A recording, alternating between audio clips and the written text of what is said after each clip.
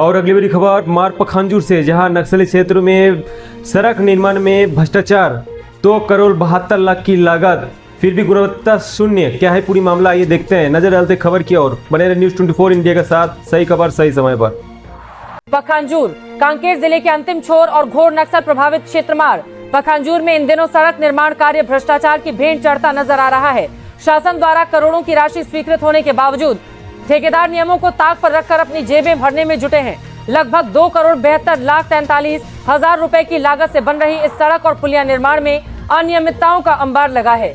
ग्रामीणों के आक्रोश और मौके की स्थिति को देखें तो पुलिया निर्माण में एक स्थान पर जारा भूसा तब्दी और जारा भूसा तब्दी सांसदी।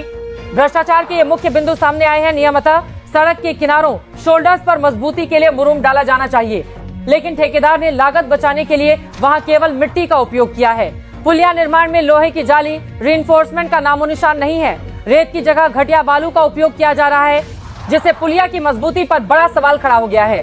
तकनीकी मापदंडों के अनुसार पुलिया के नीचे का आधार बासे कम से कम 1.5 फुट मोटा होना चाहिए, लेकिन ग्रामीणों का आरोप है कि वहां मात्र 1 इंच की पतली परत बिछाकर काम निपटा दिया गया है। यह सड़क हमारे लिए महाराष्ट्र की सीमा तक पहुंचने का एकमात्र जरिया है। अगर इसी तरह का घटिया निर्माण रहा तो पहली बारिश के पानी में ही ये पुलिया बह जाएगी। नक्सल क्षेत्र के नाम पर ठेकेदार हमें ठग रहे हैं। जब इस संबंध में ठेकेदार से सवाल किए गए तो उन्होंने सारा ठेका विभाग पर फोड़ दिया। ठेकेदार का दावा है कि सारा काम इंजीनियर की मौजूदगी और निगरानी में ही किया जा रहा है।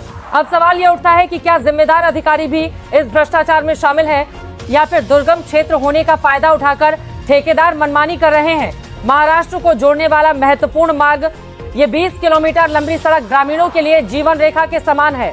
यदि ये सड़क सही ढंग से बनती है तो बरसात के दिनों में भी आवाजाही सुलभ रहेगी और महाराष्ट्र की सीमा से संपर्क बना रहेगा।